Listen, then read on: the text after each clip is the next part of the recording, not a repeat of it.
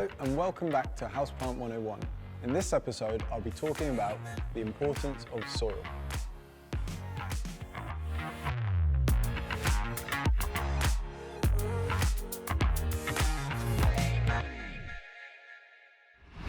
If you're a beginner, the best thing you can do is go out and buy some peat-free multi-purpose compost and some perlite for added drainage. However, I like to mix my own, so I use coarse orchid bark, charcoal, multi-purpose peat-free compost and perlite. And I'll mix that all together. I like to use this mix for my houseplants because it's a lot more free draining and it doesn't let your houseplants sit in water.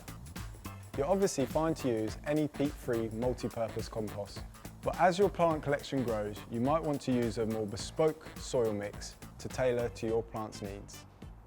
A healthy soil is really important for your plants because it provides all the water and the nutrients your plant needs, and it also houses the root system.